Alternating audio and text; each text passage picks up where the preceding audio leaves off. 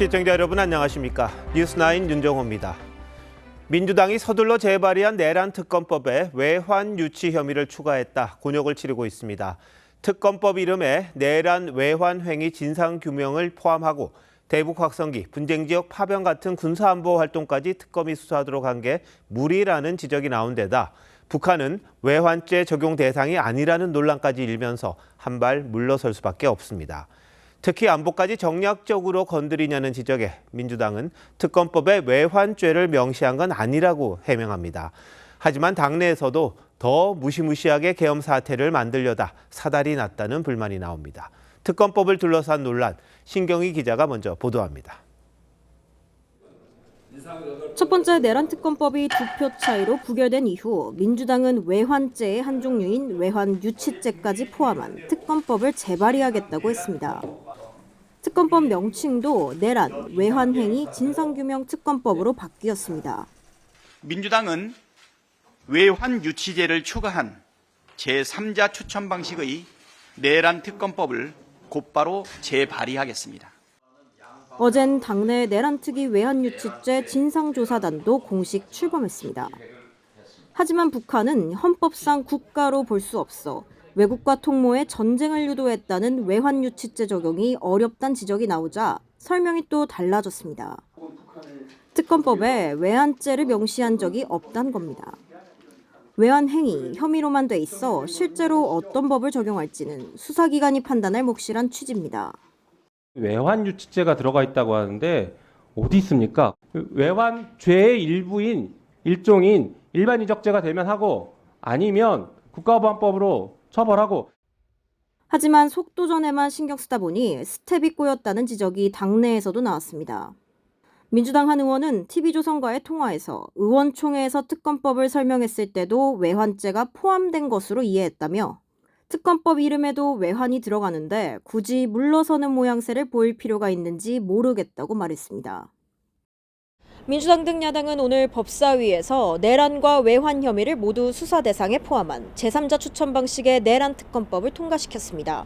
여당은 표결에 불참했습니다. TV조선 신경입니다. 민주당이 외환을 추가한 특검법을 추진하자 북한의 두 국가론이 소환됐습니다. 외환죄 수사를 하겠다는 건 북한 김정은의 적대적 두 국가론에 동조하는 격이라고 국민의힘이 지적한 건데 민주당은 특검 방해 전술이라고 맞섰습니다. 이어서 황정민 기자입니다. 국민의힘은 형법상 외환유치죄가 외국과 모의하는 경우 성립된다는 점을 들어 민주당이 북한을 외국, 즉 국가로 인정하자는 발상을 한 거라고 비판했습니다. 헌법에 대한민국 영토를 한반도와 그 부속 도서로 한다고 규정하는 만큼 북한은 국가로 볼 수 없단 겁니다. 김정은의 적대적인 두 국가론에 동조하는 격입니다. 이재명 대표의 위험한 대북관을 보여주는 것이고 북한 김정은 위원장은 2023년 말 노동당 전원회의에서 남북을 적대적 두 국가 관계로 규정했습니다. 민주당은 남북이 유엔에 동시 가입했다는 점 등을 들며 북한은 이중적 존재라고 국민의힘에 반박했습니다. 사실상 국가로 볼 측면도 있단 겁니다. 유엔을 동시 가입한 외국이죠. 이 정권 들어서 국방백서에서는 주적으로 표현되어 있습니다. 지난 2013년엔 박근혜 정부 국정원과 새누리당 의원들이 통합진보당 이석기 전 의원에게 외환죄 중 하나인 여적죄를 적용해야 한다고 주장한 바 있는데 당시 야권은 오히려 북한은 국가가 아닌 반국가단체라며 무리한 적용이라고 비판한 바 있습니다. TV조선 황정민입니다. 민주당 특검법에 담긴 외환 혐의 당사자라고 할 수 있는 국방부는 북풍 공작 의혹 제기가 정상적인 군사 활동까지 위축시킨다며 북한 주장에 동조하면 안 된다고 반박했습니다. 한미 안보 전문가들도 우크라이나 지원 같은 안보 정책까지 외환 행위에 넣는 건 위험한 발상이라고 우려하고 있습니다. 윤동빈 기자입니다. 국방부는 우리 군이 원점 타격을 통해 북한의 도발을 유도하려 했다는 주장은 전혀 사실이 아니라며 국가안보를 저해하는 무분별한 의혹 제기를 멈춰달라고 했습니다. 특히 평양 무인기 침투에 대한 북한 주장에 동조하는 의혹에 계엄과 결부된 북풍 공작이 제기돼 정상적인 군사활동까지 위축시키고 있다고 지적했습니다. 군 관계자는 군 내부는 물론 북한에도 잘못된 메시지를 줄 수 있어 적극적 대응에 나서게 된 것이라고 설명했습니다. 정상적인 군의 활동을 북풍으로 왜곡하는 것은 잘못된 일이고 군은 정상적인 군사작전을 지속 실시할 예정입니다. 한국과 미국의 안보 전문가들도 외환 혐의가 포함된 내란 특검법에 대해 우려의 목소리를 내고 있습니다. 빅터차 전략국제문제연구소 한국석자는 법 체계의 자의적 적용은 계엄령 선포만큼 민주주의에 위협이 되는 발상이라고 했고, 그레그 스칼라튜 미 북한인권위원장은 대북 정보 유입을 줄이는 건 심각한 전략적 실수라고 했습니다. 북한군 분석 목적으로 우크라이나에 영원 파견하는 것까지 외환 협의로 보는 것은 미국 주류 인식과 많이 동떨어져 있습니다. 다만 평양 무인기 침투 논란은 수사가 진행 중인 만큼 정확한 경위 파악이 먼저라는 반론도 있습니다. TV조선 윤동빈입니다. 야당의 특검법 공세에 국민의힘은 자체 법안으로 협상에 나선다는 방침입니다. 하지만 의원총회에서 난상 토론이 벌어지면서 지도부에 어떤 식으로 협상할지 일임하기로 했습니다. 이채림 기자가 국민의힘 상황 알려드립니다. 국민의힘은 자체 특검법의 명칭을 내란과 외환을 뺀 비상계엄사태 특검법으로 잠정 정했습니다. 주진우 법률위원장이 의원총회에서 초안 내용을 설명했는데 특검 추천 권한을 대법원장 외에 법원 행정처장 등으로 확대하는 방안을 담았습니다. 여당이 조기 대선 여론 조성용이라고 주장하고 있는 언론 브리핑 실시 관련 조항도 뺐습니다. 특검 수사 대상은 계엄 이전 준비 과정과 계엄 당일의 진상규명으로 한정하기로 했습니다. 일부 의원들은 국민 눈높이에 맞다며 동의했지만 신윤계 의원들은 보수 진영이 위태로워질 수 있다며 특검 자체에 반대했습니다. 초안은 나름대로 합리적으로 저는 잘 만들었다고 봅니다.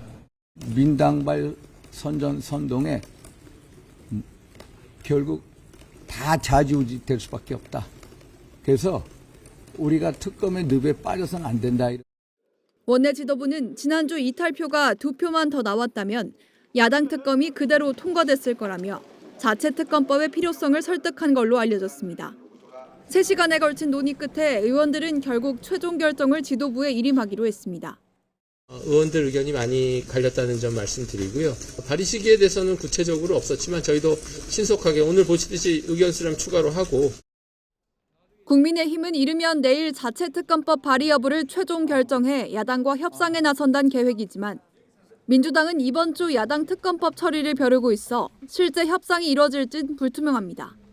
TV조선 이채리입니다. 윤석열 대통령 체포영장 2차 집행을 앞두고 국가기관끼리 물리적으로 충돌할 우려가 커지면서 최상목 대통령 권한대행이 경찰과 경호처에 폭력적 수사는 절대 안 된다, 이런 공식 지시를 처음으로 내렸습니다. 국회를 찾아가 여야 대표에게 특검법 합의를 요청하긴 했습니다만 입장차 너무 컸습니다. 홍연주 기자입니다. 최상목 권한대행은 경찰청과 대통령 경호처에 모든 법 집행은 평화적이고 절제된 방식으로 이루어져야 한다며 폭력적 수단과 방법을 사용하는 일은 절대 없어야 한다고 지시했습니다. 대통령 체포영장 집행과 관련해 권한대행 자격으로 공개 지시를 내린 건 이번이 처음인데 국회를 찾아 여야 대표를 잇따라 만난 자리에서도 정치적 합의와 해법을 당부했습니다.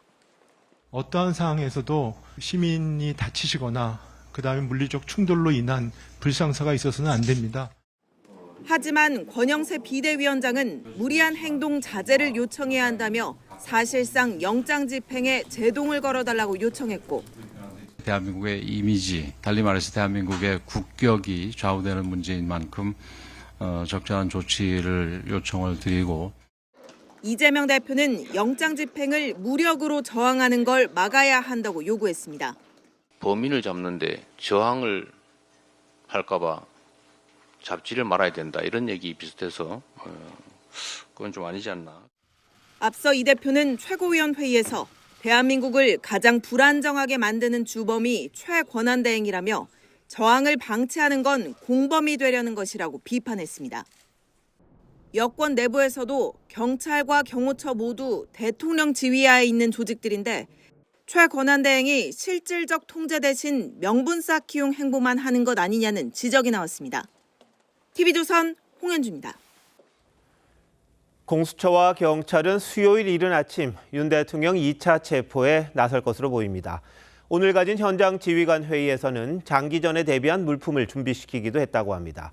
경호처를 상대로는 영장 집행을 막으면 체포하겠지만 협조하면 선처하겠다는 식의 양면 전략을 쓰기도 했습니다. 조유진 기자가 취재했습니다. 수도권 경찰청 광역수사단 총경급 간부들은 사흘 만에 2차 회의를 열고 영장 집행 계획을 추가로 논의했습니다. 총 1,000명가량이 동원될 것으로 전망되는데 오늘 회의에선 차량 운행조, 관저 진입조, 교대 대기조 등 세부 업무 분장이 이뤄진 것으로 파악됐습니다. 또 언제 끝날지 모르니 방안 준비를 철저히 하라는 주문과 함께 휴대전화 배터리, 여벌의 옷, 기저귀 등 준비 사항도 전달됐습니다. 2박 3일 장기전도 불사하겠다는 겁니다. 시기는 모레 오전이 유력한 것으로 확인됐습니다. 공수처는 국방부와 경호처에 공문을 보내 체포영장 집행을 방해하면 체포는 물론이고 손해배상 등 민사상 책임도 물을 수 있다고 경고했습니다. 경찰은 체포를 막으면 국회의원도 체포 대상이라고 했습니다. 체포 저지를 적극적으로 한다면 현행범이 될 수 있습니다. 경찰은 윤 대통령 체포 시도 때 김성훈 경호처 차장과 이광우 경호본부장을 우선 체포하는 방안도 유력 검토하고 있습니다. 다만 공수처와 경찰은 영장 집행에 협조하는 경호처 직원들에 대해선 직무유기 등 혐의를 적용하지 않고 선처하겠다고 밝혔습니다. TV조선 조유진입니다. 경호처 내부 상황이 좀 복잡합니다. 경호처는 윤 대통령 경호 관련 기밀을 경찰에 유출한 혐의로 3급 간부를 대기 발령하고 고발하기로 했습니다. 앞서 이 간부는 윤 대통령 체포를 막는 경호차장에게 반발하다가 보복성 인사조치를 당한 걸로 알려졌는데 경호처는 그것과 관계가 없다고 합니다. 주원진 기자의 보도입니다. 경호처는 어제 김성훈 차장이 주재하는 간부회의를 열었습니다. 3급 간부인 A 부장은 체포영장 집행을 막아서는 김 차장의 사퇴까지 거론하며 반발한 것으로 알려졌습니다. 야당은 A 부장이 보복성 인사조치를 당했다고 주장했습니다. 경호차장은 물러나라, 사퇴해라 라는 요구가 공식적으로 나왔다는 거거든요. 그 이야기를 한 간부가 대기 발령을 받은 그런 상황입니다. 경호처는 사실과 다르다고 반박했습니다. A 부장이 지난주 서울의 한 호텔에서 국수본 간부들을 만나 대통령 관저 경호 배치와 관련 예산 등 기밀을 유출한 사실이 드러나서 인사조치한 것이라고 했습니다. 당시 회의에서 비슷한 사퇴 주장을 한 다른 간부 3, 4명은 직책을 유지하고 있다며 보복성 인사가 아니라고 강조했습니다. 경호처는 조만간 A 부장과 국수본 간부들을 군사기밀보호법 위반 혐의 등으로 고발할 방침입니다. 경호처 부장을 만난 걸로 지목된 국수본 간부들은 확인해 줄 수 없다는 입장만 전해왔습니다. TV조선 주원진입니다. 보신 것처럼 경찰과 공수처가 압박 수위를 높이자 윤 대통령 측도 맞불을 놨습니다. 체포영장을 발부한 서부지법을 향해선 사법농단이라고 비난했고 체포하려면 신분과 얼굴을 밝히고 들어오라고 요구했습니다. 윤재민 기자입니다. 지난달 서울중앙지법은 김용현 전 국방장관에 대해 공수처가 청구한 사전 구속영장을 기각하고 검찰이 청구한 구속영장을 발부했습니다. 이를 놓고 윤석열 대통령 변호인단은 중앙지법이 공수처의 내란죄 수사권을 인정하지 않은 것이라며 불법 수사 주장을 이어갔습니다. 공수처가 관할 법원인 중앙지법 대신 서부지법에 윤 대통령 체포영장을 청구한 것도 이 때문이라며 영장 쇼핑 의혹을 거듭 제기했습니다.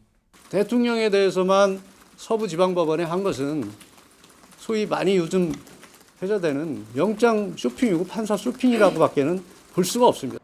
윤 대통령 측은 서부지법이 불법을 용인하고 정당화했다며 사법농단이라고 했습니다. 어젯밤 공수처가 경호처에 처벌을 명시한 공문을 보낸 것도 비판했습니다. 경호 지원 활동을 위축시키기 위해서 치졸하게 겁을 주고 또 이관계를 쓰고 한 부분도 참. 윤 대통령 측은 체포영장 집행에 나선 경찰관들은 신분증을 폐용하고 얼굴과 이름을 밝혀야 한다고 주장했습니다. 폭도들이 국가기밀시설에 침입하는 것을 막기 위해서라고 했습니다. 윤 대통령 측은 고기동 행안부 장관 대행을 향해 위법한 영장 집행을 막아야 한다고 주장했습니다. TV조선 윤재민입니다. 윤석열 대통령이 경호처에 무력 사용을 지시했다는 주장까지 나오면서 정면 충돌 우려가 더욱 커지고 있습니다. 윤 대통령 측은 일단 사실이 아니라고 부인했습니다만 경호처 내부에선 엇갈린 주장들이 계속 나오고 있습니다. 조성호 기자입니다. 이른바 소총 가방으로 추정되는 배낭을 맨 경호처 공격대응팀 요원 4-5명이 대통령 관저 앞에 집결한 모습입니다. 2차 영장 집행을 앞두고 관저 주변에선 중화기로 무장한 요원들이 잇따라 포착됐는데 야당에선 윤석열 대통령이 최근 경호처 간부들과의 오찬에서 무력 사용을 직접 지시했다는 주장이 나왔습니다. 체포하려고 접근하는 경찰들에게 총은 안 되더라도 칼이라도 휴대해서 무조건 막으라는. 윤 대통령 측은 근거 없는 허위사실 유포라며 경호처 직원들의 정상적인 근무도 총기로 대비하는 모습으로 둔갑시킨다고 반박했습니다. 하지만 경호처 내부에선 적지 않은 동요가 있는 걸로 알려졌습니다. 한 경호처 직원은 오찬에 참석했던 간부들 다수가 비슷한 증언을 하고 있다며 실망한 간부와 직원들의 이딴 반발에 김성훈 차장이 총기 지시는 없던 걸로 하겠다고 뒤늦게 정정한 거라고 전했습니다. 이 과정에서 김 차장이 더 버텨달라, 다치지 않게 하겠다는 취지의 입장도 밝힌 걸로 전해졌습니다. 경호처 내부에선 극소수 수뇌부를 제외하면 대다수가 돌아선 상태란 주장도 확산되고 있는데 한 여권 관계자는 문재인 정부 시절 핵심에 있던 인물들이 퍼뜨리는 주장이라며 동요가 있는 건 사실이지만 여전히 다수가 단합된 상태라고 반박했습니다.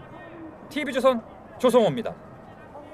평소 엄격한 보안으로 취재는 물론이고 내부 목소리가 원천 봉쇄됐던 게 경호처입니다. 그런데 이런저런 주장들이 쏟아진다는 것 자체가 이미 내부에서 동료가 있는 게 아니냐, 이런 방증일 텐데요. 실제 정확한 내부 기류가 어떨지, 향후 2차 집행 땐 어떤 식으로 방어를 할지 대통령실을 취재하는 정민진 기자에게 물어보도록 하겠습니다.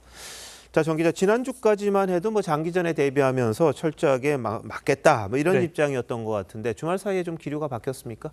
네, 그 주말 동안 방금 보신 것처럼 윤석열 대통령과 이 경호처 간부의 이 오찬 자리가 이 결정적 요인이 됐다라는 전언이 나오고 있습니다. 무슨 말이냐면 이 김성훈 차장을 비롯한 수뇌부와는 달리요, 그제 오찬에서 이 대통령의 구체적인 구상과 인식을 처음 접한 뒤에 이 기류가 바뀌었다는 겁니다.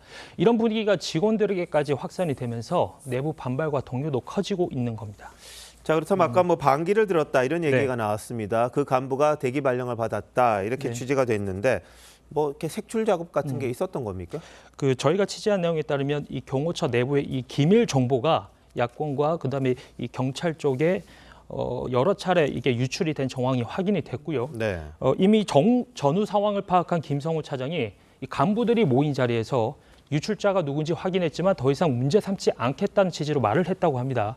그러자 당사자인 부장급 인사가 자발적으로 본인이라고 말을 하면서 오히려 김 차장을 향해 물러나라고 했다는 겁니다. 이 내부 반발 분위기가 어느 정도인지 이 사실임을 보여주는 정황으로 볼 수가 있겠습니다. 근데 반발을 할 수가 있겠지만 예. 대통령과 관련된 기밀 사항을 다른 데 흘렸다. 그것도 네. 좀 논란이 좀 될 것 같긴 합니다. 네. 자, 그런데 극소수를 제외하고 다 돌아섰다 이런 주장도 일부에서 나오고 있는데 그게 맞다면 공수처 꺼리낌 없이 그냥 들어가면 되는 것 아닙니까? 네, 지금 체포 영장 집행 시기가 내일 모레 이렇게 예측이 되는 보도들이 나오고 있는데 예. 지금 경찰도 경호처 내부 반발 기류가 실제 어느 수준인지 주시 중인 걸로 전해졌습니다. 경호처 일각에서는 어떤 얘기까지 나오고 있냐면요. 경찰도 막상 집행해 보면 마찰이 없어서 놀랄 수 있다라는 주장도 나오기도 했는데요. 네. 윤 대통령을 끝까지 지키겠다는 쪽이 소수가 됐다면 이 큰 충돌 없이 집행도 가능하겠지만 아직 다수가 결집한 상황이라면 여전히 긴장할 수밖에 없겠죠. 아까 리포트에도 있었습니다만 지금 그런 이야기하는 사람들 네. 다 흩어졌다 이런 사람들은 또 소수고 잘못된 거다 이렇게 주장을 하는데 그럼 결집하고 있는 사람들이 있다면 이 주장은 어떻게 봐야 됩니까? 가장 큰 변수는 대통령 그리고 이제 국민의힘의 지지율이라고 볼 수 있겠습니다. 네. 최근 여권에 대한 지지율 상승 국면과 무관치 않아 보이는데요. 김성훈 차장도 주위 간부들에게 국민의힘의 지지율이 반등하고 있으니까 조금만 더 버티면 된다라는 취지로 내부 단속에 나선 것으로 전해졌습니다. 경호처만큼 이 경찰 내부에서도요. 이 영장 집행을 놓고 우려와 불만 등 여러 말들이 나오는 걸로 알려지면서 탄핵 찬반 세력이 서로 내부 동료 상황을 전파하면서 여론전에 나선 걸로 보입니다. 네, 그러니까 영장 집행할 수 있는 게 과연 경찰이냐 아니냐, 네. 공수처가 이걸 또 할 수 있느냐 없느냐 이런 거 가지고 좀 논란이 된 걸 말하는 것 같은데 네. 지금 공권력 집행하는 두 기관이 서로 간에 지금 충돌하는 그런 상황입니다. 최상목 권한대행 별 수 없습니까 지금? 네, 안 그래도 오늘 최상목 권한대행이 첫 지시를 내렸습니다. 이 폭력적 수단은 안 된다는 선언적 내용에 그쳤는데요. 이 집행을 해야 하는 경찰이나 이를 막아야 하는 경호처로서는 구체적으로 어떻게 하라는 거냐라고 반문할 수밖에 없죠. 지난 1차 집행 시도 당시에도 경찰 소속이죠. 경찰 소속의 경호부대가 자체 판단으로 철수했다는 대통령실의 보고를 받고 이 최 대행이 경찰에 여러 차례 문제를 지적했지만 영이 안 서는 상황이 벌어지기도 했습니다. 결국 이러기도 저러기도 어려운 이 최 대행으로선 여야의 특검법 합의를 촉구하는 게 최선의 상황입니다.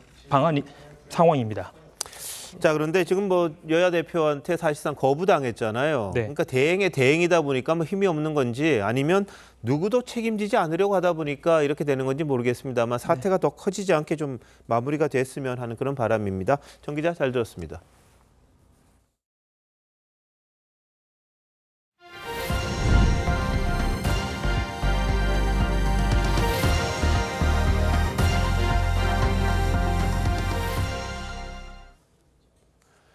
헌법재판소가 내일 윤 대통령 탄핵 심판 첫 변론 기일을 열기로 했는데 변수가 생겼습니다.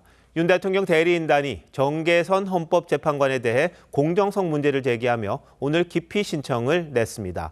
헌재는 내일 오전 재판관 회의를 열어 기피 신청을 받아들일지 여부를 논의한다고 합니다. 정준영 기자입니다. 윤석열 대통령 측이 공정한 심판을 기대하기 어렵다며 정계선 헌법재판관 기피 신청을 냈습니다. 배우자가 일하고 있는 재단 이사장이 국회 측 탄핵소추 대리인인 김이수 변호사고 진보 성향 법관 모임 우리법 연구회 활동 경력이 있다는 이유를 들었습니다. 인사청문회 발언도 문제 삼았습니다. 국회를 물리력으로 봉쇄하고 위원들의 그 의정 활동을 방해했다면 위헌적인 행위라고 생각합니다.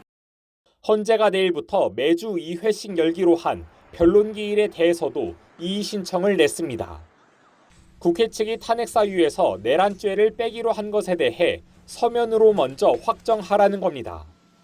윤 대통령 측의 기피 신청에 대해 헌재는 내일 10시 재판관 회의를 열고 수용 여부를 논의할 예정입니다. 오늘 한덕수 총리 탄핵 심판 첫 기일에선 한 총리 측이 국회 탄핵 정족수 문제를 제기하며 조속한 결론을 요구했습니다. 신속한 심리를 통해서 국정이 최선적으로 안정화되는 것을 이 사건 심판의 가장 중요한 목표로 생각하고 있습니다. 김영도 재판관은 최종 선고 때 결정문에 들어갈 문제라며 중간 판결은 어렵다고 선을 그었습니다. TV조선 정준영입니다. 국가인권위원회가 윤 대통령의 방어권을 보장해야 한다는 권고안을 전원위원회에 상정하려다 불발됐습니다. 인권위 노조와 야당, 시민단체 등이 위원들의 회의실 입장을 막은 건데 무슨 일이 있었던 건지 김예나 기자가 현장 상황 전해드립니다. 시민단체, 공무원 노조원들이 회의실로 들어가려는 인권위원들을 복도에서부터 막아섭니다. 사퇴하라! 사퇴하라! 사퇴하라! 돌아가십시오! 지난 9일 인권위원 11명 중 5명은 윤석열 대통령이 탄핵 심판에서 방어권을 보장받아야 한다는 내용의 권고안을 발의했습니다. 윤 대통령에 대한 체포와 구속영장 남발을 자제하고 한덕수 총리 탄핵 소추를 철회하란 내용 등이 담겼습니다. 김용원 인권위원은 문 앞에서 시민단체와 1시간가량 설전을 벌인 끝에 결국 발길을 돌렸습니다. 인권을 죽이는 이러한 회의예요. 그러지 마세요. 인권위원회 독립성을 해치면 안 되는 거예요. 다른 위원들도 회의실에 들어가지 못했습니다. 국가인권위원회법을 단 한 번이라도 읽어봤다면 어찌 이런 안건을 상정할 수 있단 말인가. 오후 3시로 예정됐던 전원위원회는 11명 가운데 6명인 정족수를 채우지 못하고 결국 파행됐습니다. 야당 의원들은 안건 철회를 요구했지만 안창호 위원장은 철회 여부에 대해 답하지 않았습니다. TV조선 김예나입니다. 러시아에 파병된 북한군 사상자가 3천여 명에 달한다고 국가정보원이 밝혔습니다. 포로로 잡히기 전에 자폭하거나 자결하도록 강요받은 정황도 포착됐습니다. 북한 당국은 여전히 함구하고 있지만 북한 내부에선 이미 파병 소식이 암암리에 퍼지고 있다고 합니다. 먼저 구민성 기자입니다. 국정원이 오늘 국회 정보위 현안 보고에서 밝힌 북한군 사망자 규모는 300여 명입니다. 앞서 젤렌스키 우크라이나 대통령은 북한군 한 개 대대가 교전에서 전멸했다고 밝힌 바 있습니다. 부상자 규모 2,700여 명까지 국정원에서 밝힌 사상자 규모는 3천여 명입니다. 이처럼 피해가 큰 이유로는 드론을 비롯한 현대전에 대한 경험 부족과 러시아의 후방 지원 부재를 들었습니다. 러시아 측의 북한군 활용 방식이 결과적으로 대규모 사상자 발생의 주요 원인이 되었다고 분석하고 있습니다. 수류탄 자폭을 시도하다가 사살된 병사의 몸에선 생포 위기 시 자폭이나 자결하라는 명령이 담긴 메모도 나왔습니다. 포획될 위기에 놓이자 김정은 장군을 외치며 수류탄을 꺼내서 자폭을 시도하다 사살된 사례도 확인되었다고 합니다. 국정원은 최근 우크라이나에 생포된 북한군 2명은 정찰총국 소속으로 한국으로 가겠다는 입장 표명을 한 건 없다고 했습니다. 북한군 포로는 러시아의 포로로 잡힌 우크라인과 포로 교환을 하겠다라고는 의사표시를. 북한 내에선 러시아 파병과 관련한 소식이 암암리에 확산하고 있으며 파병군 가족을 중심으로 대포밥, 노예병이라는 자조도 번지고 있다고 국정원은 보고했습니다. TV조선 구민성입니다. 젤렌스키 우크라이나 대통령은 김정은에게 북한군 포로와 우크라이나군 포로를 교환하자고 제안했습니다. 그러면서 생포한 북한군 2명을 신문하는 영상도 공개했습니다. 북한에 돌아가고 싶냐는 질문에 병사들은 뭐라고 했을까요? 이정민 기자입니다. 북한군 병사에게 어디에 있는지 아느냐고 묻자 말없이 고개를 젓습니다. 지금 여기가 어딘지 알아? 너 지금 우크라이나에 있어. 우크라이나 상대로 싸우는 거 알고 있었지? 몰랐어? 병사는 훈련인지 알고 왔다가 동료의 죽음을 목격했다고 말합니다. 누구랑 싸운다고 했어? 훈련을 실전처럼 해본다고 했어요. 1월 3일 날 나와서 옆에 동료들이 죽는 것을 보고 거기 상강호에 숨어 있다가 5일 날 부상당하고. 우크라이나가 북한군 포로 2명의 신문 영상을 추가로 공개했습니다. 북한에 돌아가고 싶냐는 질문엔 머뭇거리다 우크라이나에 남고 싶다고 답합니다. 북한으로 돌아가고 싶어? 우크라이나 사람들 맞죠? 여기서 살고 싶어. 집에는 안 보내주겠죠? 집에 가고 싶어?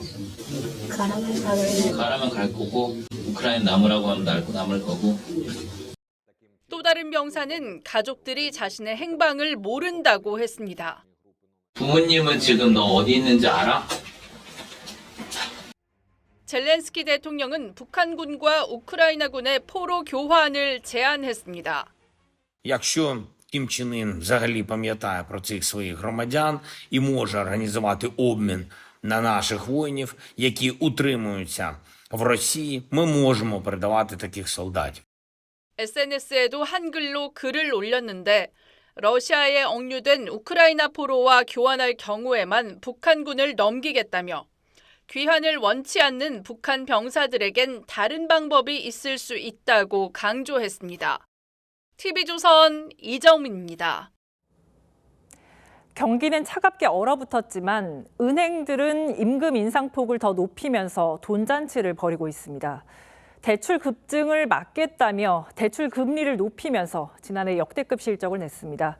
소비자들의 시선은 곱지 않습니다. 송무빈 기자입니다. KB국민은행을 제외한 신한은행 등 4개 시중은행은 오늘까지 노조와 임금 단체 협약을 타결했습니다. 성과급은 기본급의 최대 280%로 작년과 비슷한 수준이지만 임금 인상폭은 2.8%로 0.8%포인트 올랐습니다. 금융당국의 가계대출 억제 기조에 맞춰 은행들이 가산금리를 인위적으로 올리면서 이자 수익이 커졌다는 게 업계 설명입니다.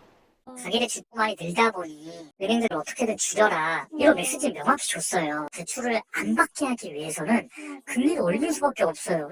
실제로 5대 시중은행은 작년 이자 이익으로 29조 원을 넘게 벌어들이면서 12조 원에 가까운 순이익을 쌓았습니다. 1년 새 4% 넘게 뛴 수치입니다.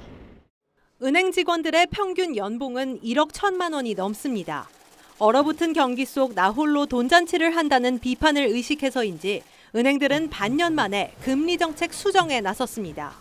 신한은행은 당장 내일부터 가산금리를 최대 0.3%포인트 내리기로 했고 국민은행과 농협은행 등도 인하 시점을 저울질하고 있습니다. TV조선 송무빈입니다. SUV를 훔쳐 달아나다 역주행 사고를 낸 중국인이 붙잡혔습니다. 이 사고로 13명이 다쳤는데 함께 차에 있던 아내의 제지도 뿌리치고 질주했습니다. 하동원 기자입니다.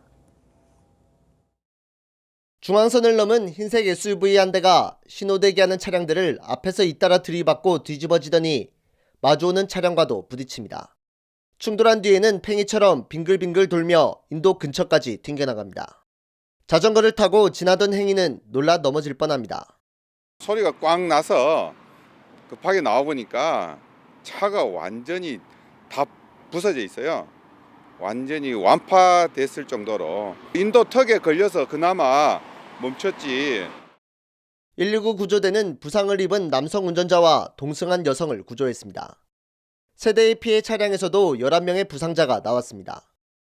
경찰 조사 결과 운전자는 20대 중국인으로 차주가 인근 편의점에서 택배를 보내는 사이에 차량을 훔쳐 달아났습니다. 훔쳐가고 나서 내 차가 없어졌다고 급하게 이래 당황을 하셔갖고 그렇게 왔다 갔다 하시더라고. 도난당한 SUV 안에는 차주의 아내가 타고 있었습니다. 이 여성은 경찰에 신고하고 운전을 제지했지만 중국인 남성은 2km를 달아나다 사고를 냈습니다. 범행 동기를 조사하고 있는 경찰은 중국인 남성이 음주나 마약은 하지 않았고 불법 체류자도 아니었다고 밝혔습니다. TV조선 하동원입니다. 트럼프 2기 정부 출범을 일주일 앞두고 전 세계 기업들이 트럼프 코드 맞추기에 분주합니다. 취임식 기부금 행렬에 동참하고 트럼프가 반대하는 정책은 없애고 있습니다. 미국 내 투자도 속속 발표하고 있습니다. 우현주 기자입니다. 오는 20일 임기를 시작하는 도널드 트럼프 미국 대통령 당선인. 현대차와 포드, 도요타, GM 등 글로벌 완성차 업체들이 취임식에 각각 100만 달러, 우리 돈으로 14억 7천만 원을 기부했습니다. 보호무역을 외친 트럼프 당선인의 눈도장을 받기 위해서란 분석입니다. 자동차 흑자가 많다 보니 자동차에 대해서는 어떤 식으로든 미국의 압박이 있을 것 같습니다. 단지 현대기아차가 현지 생산을 늘리는 것만으로는 충분하지 않을 것 같고요. 민주당과 가까웠던 미국 빅테크 기업들도 트럼프 코드 맞추기에 나섰습니다. 아마존, 메타 등도 기부를 약속했고 인종이나 성별 다양성을 중시하는 회사 정책도 줄줄이 폐기하고 있습니다. 국내 기업들의 미국 투자 계획도 쏟아지고 있습니다. LS전선이 1조 원을 들여 버지니아주에 최대 규모의 해저 케이블 공장을 짓는 것을 비롯해 SPC와 CJ그룹, 현대제철 등이 미국 내 공장 건설을 확정했거나 검토 중입니다. 미국 오피니언 리더들에게 한국이 투자를 통해서 미국에 얼마나 기여를 하고 있는지를 효과적으로 전달해야 될 것 같습니다. 극적인 정책의 변화, 이른바 트럼프 스톰을 앞두고 전 세계 기업들이 생존 경영에 들어갔습니다. TV조선 오현주입니다. 한일 국교 정상화 60주년을 맞아 두 외교수장이 서울에서 만나 양국 관계를 발전시켜 나가기로 뜻을 모았습니다. 일본 외무상은 한국에서의 첫 일정으로 현 충원을 찾아 참배했습니다. 이채연 기자입니다. 이와야 다케시 일본 외무상은 첫 방한 일정을 현 충원 참배로 시작했습니다.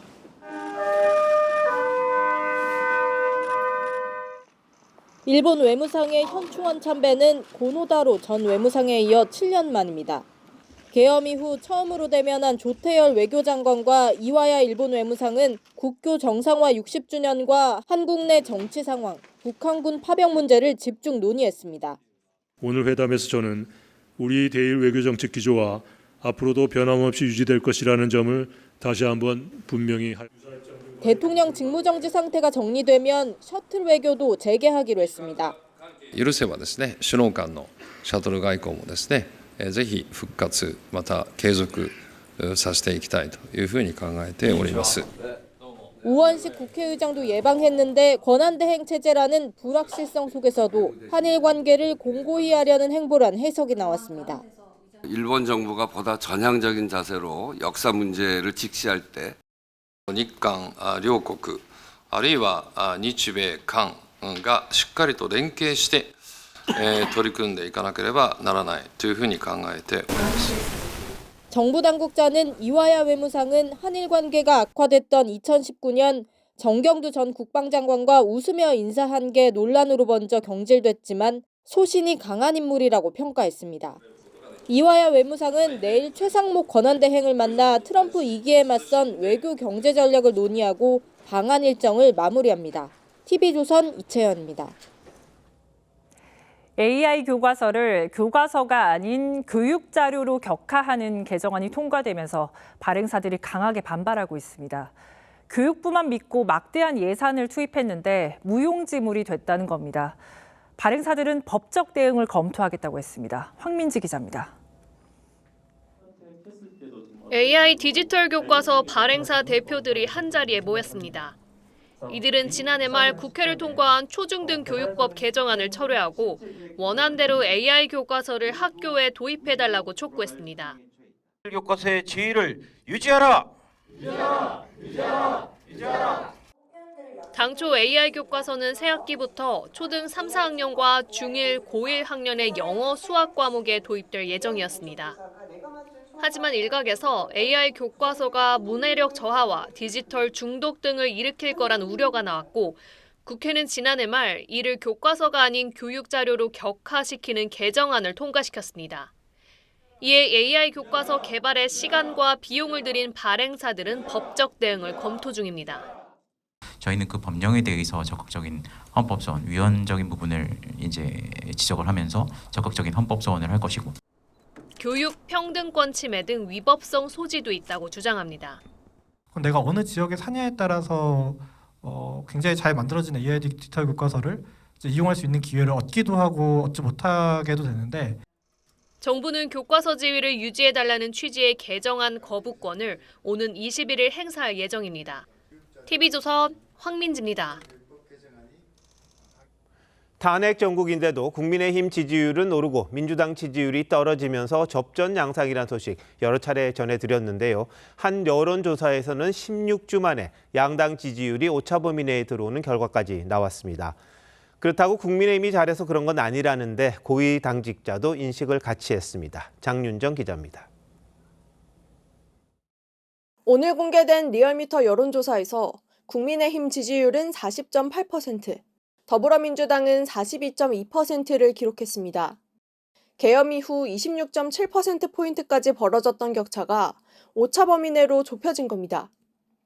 최근 여당 지지도가 상승세인 여론조사가 잇따라 공개되자 국민의힘은 내부 단속에 주력하는 모습입니다. 권성동 원내대표는 비대위 회의에 이어 의원총회에서도 자만해선 안 된다며 신중한 언행을 거듭 주문했습니다.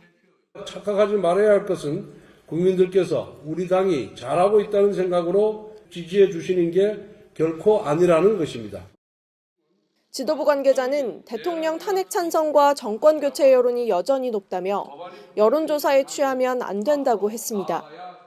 하지만 비공개 의총에선 원내 수석 대변인인 김대식 의원이 탄핵 찬성파인 김상욱 의원에게 정치를 잘못 배웠다며 탈당을 요구하면서 이에 반발하는 의원들 사이에 고성이 오갔습니다. 신중해달라는 권 원내대표의 당부가 무색해진 겁니다. 의원총회장에서 특정 의원에 대해서 공개적으로 신상에 관한 발언을 하는 것은 적절치 않다고 생각합니다. 반면 이른바 백골단 기자회견을 주선해 논란을 빚었던 김민전 의원에 대한 지적은 없었던 걸로 전해졌습니다. TV조선 장윤정입니다. 카카오톡에서 허위 정보를 전달하기만 해도 일반인을 고발할 수 있다는 발언에서 촉발된 카톡 검열 논란에 이재명 민주당 대표가 직접 나섰습니다. 비난 여론이 큰데도 오히려 당의 역량을 총동원해 뿌리 뽑겠다고 발언 수위를 높인 겁니다. 여당은 가짜뉴스 진원지가 어느 당이었냐며 어처구니 없다는 표정입니다. 전정원 기자의 보도입니다. 민주당 이재명 대표가 허위 정보는 민주주의의 적이라며 엄정 대응하겠다고 했습니다. 지난 10일 전용기 의원이 카카오톡으로 내란 선정 관련 허위 정보를 퍼나른 일반인도 고발하겠다고 한 발언에 대해 여당이 카톡 검열이라며 공세를 펴자 반격에 나선 겁니다. 카톡이 가짜뉴스 성역입니까? 가짜뉴스는 민주주의의 적입니다. 무슨 수를 쓰더라도 반드시 뿌리를 뽑아야 합니다. 논란에 불을 지핀 전용기 의원 역시 회세성을 띤 온라인 커뮤니티가 가짜뉴스가 퍼지는 암세포라며 허위정보 대응 입장을 재확인했습니다. 민주주의에서도 절대 도움이 되지 않는 행동들을 지금 윤석열 대통령을 지키겠다고 하는 그런 유튜버들이 하고 있기 때문에 반복하지 않게끔 강력하게 대응을 해야 된다고 보고 있습니다. 국민의힘 주진우 의원은 이재명 대표를 겨냥해 벌써 대통령 놀이하나 국민을 가르치려고 들지 말라고 비판했습니다. 김재섭 의원도 김어준발 가짜뉴스를 수도 없이 물어 사고를 쳤던 민주당이 무슨 수로 가짜뉴스를 가려내느냐고 꼬집었습니다. 다른 의견을 이야기하면 내란 선전으로 몰아 고발하겠다는 전체주의적인 카톡 계엄령을 선포했습니다. 국민의힘은 또 민주당의 허위정보 신고 창구인 민주파출소가 경찰 공무원을 사칭했다며 경찰에 고발할 계획입니다. TV조선 전정원입니다. 촛불행동 김민웅 대표는 민주당 최고위원인 김민석 의원의 친형입니다. 김 대표가 SNS에 올린 글도 논란인데 윤석열 대통령이 포승줄에 묶인 합성사진과 함께 방송에서 언급하기 힘든 표현을 쓰기도 했습니다. 자제를 촉구해야 할 민주당 최고위원회의에서도 극단적인 표현은 예사입니다. 보도에 이태희 기자입니다. 지난 주말 시민단체 촛불행동 김민웅 대표가 SNS에 올린 글입니다. 포승줄에 묶인 윤석열 대통령 합성사진을 올린 뒤 반드시 처단해야 한다고 주장하며 참수를 뜻하는 극단적 표현을 썼습니다. 수갑에 채워지고 포승줄에 묶여 질질 끌려 나와야 한다며 과거 백골단의 강제연행 사진에 윤 대통령을 붙여넣었습니다. 김 대표는 민주당 김민석 최고위원의 친형으로 윤 대통령 취임 석 달 뒤부터 매주 퇴진 집회를 주도해왔습니다. 싸우자! 몰아내자! 윤석열 타도! 지난 2016년 박근혜 전 대통령 탄핵 집회 당시에도 현직 대통령 참수 인형이 등장해 논란이 된 바 있습니다. 민주당 최고위에서도 극단적 표현이 등장했습니다. 쿠데타에 실패하면 응당 그 책임을 져야 하고 목숨마저 내놓아야 합니다. 그것이 사회 정치적 목숨이든 생물학적 목숨이든 말입니다. 국민의힘은 극단적 언행을 자제시켜야 할 민주당이 오히려 막말을 부추긴다고 비판했습니다. 당 안팎에서 격에 맞지 않는 극언들이 쏟아지는데 제지하기는커녕 동조하고 심지어는 부추기고 있습니다. 김기현 전 대표는 이쯤 되면 이재명 대표와 민주당이 불법영장 집행 과정에서 유혈 사태가 나기를 바라는 것 아니냐고 성토했습니다. TV조선 이태희입니다. 미국 LA 산불이 좀처럼 잡히지 않고 있습니다. 소방당국이 바닷물까지 끌어와 진압에 나서고 있지만 강풍이 또 예보돼 더 큰 피해가 우려되고 있습니다. 불길이 소용돌이처럼 치솟는 토네이도 불기둥이 목격되기도 했습니다. 김자민 기자입니다. 시뻘건 불기둥이 회오리치며 치솟습니다. 산불로 뜨거워진 공기가 강하게 상승하면서 불길을 빨아들이는 불소용돌이를 만든 겁니다. LA 산불 피해가 일주일째 확산하고 있습니다. 사망자는 24명으로 늘었고 샌프란시스코보다 넓은 면적이 잿더미로 변했습니다. The house is gone. One door up, the house is gone. The house above me is gone. The houses across the street were burning all day. 가장 큰 산불 2개의 진화율은 아직도 초기 단계입니다. 불길이 산비탈을 타고 내려오면서 LA 명소들이 줄줄이 대피 대상에 포함됐습니다. 소방 용수마저 고갈되기 시작해 일부 지역엔 부식과 오염 우려로 잘 쓰지 않는 바닷물까지 화재 진압에 동원됐습니다. in the air. The aircraft support has also arrived, dropping water and fire retardant on those hills. 더 큰 문제는 오는 15일까지 최대 시속 110km가 넘는 강풍이 예보된 점입니다. These winds, combined with low humidities and low fuel moistures, will keep the fire threat in all of Los Angeles County very high. 미 언론은 이번 산불이 새해맞이 폭죽놀이로 시작됐을 가능성을 제기했습니다. TV조선 김자민입니다.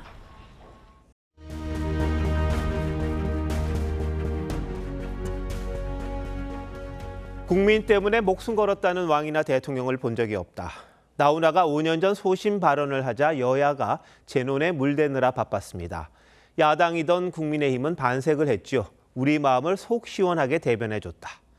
민주당이 착각 말라고 받아쳤습니다. 나훈아는 민주주의를 노래하고 있다. 엊그제 은퇴 공연에선 왼팔을 가리키며 니는 잘했냐고 묻자 험한 말을 쏟아냈습니다. 그냥 입 닫고 가라. 같은 종소리도 듣는 사람 따라 달리 들리는 모양입니다. 누구를 위하여 종은 울리나.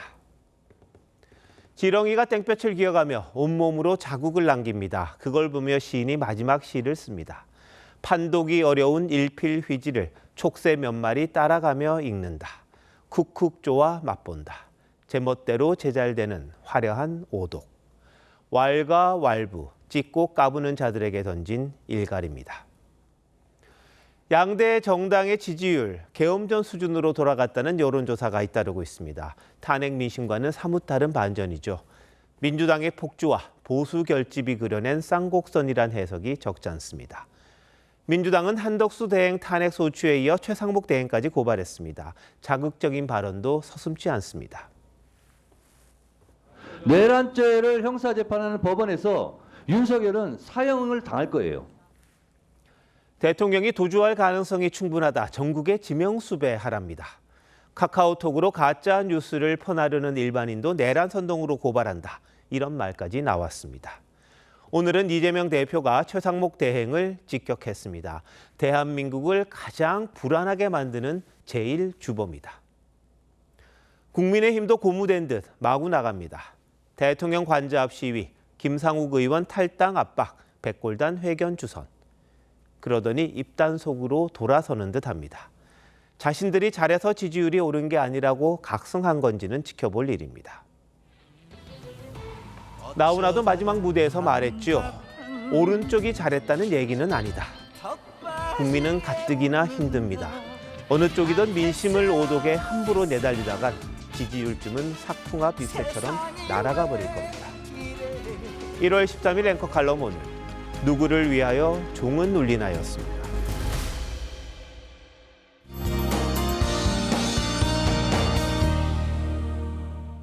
오늘 오전 소양강 일대의 모습입니다. 산고대가 피어나 마치 하얀 눈으로 뒤덮인 것 같은 착각을 부르는데요. 실제로 오늘 중부를 중심으로 내렸던 눈과 비는 내일 아침까지 오락가락 이어지겠습니다. 경기 동부와 강원 내륙 산지에 1에서 5cm, 그 밖의 지역 1cm 안팎의 적설이 예상됩니다. 추위가 주춤한 틈에 먼지가 유입되고 있습니다. 내일 전국의 먼지 농도 나쁨 수준 보이겠습니다. 동해안은 대기가 건조한 가운데 내일 영동과 경북에 바람도 강하게 불겠습니다. 내일 큰 추위 걱정은 한시름 놓으셔도 되겠는데요. 아침에 서울이 영상 1도, 부산 3도로 예상되고요. 낮 기온은 오늘보다 1에서 4도가량 높겠습니다. 서울이 6도, 대구 11도까지 오르겠습니다. 내일 밤부터는 다시 북서쪽 찬 공기가 내려오겠고 이후 반짝 추위가 찾아오겠습니다. 날씨였습니다. 1월 13일 월요일 뉴스9 마칩니다. 시청해주신 여러분 고맙습니다.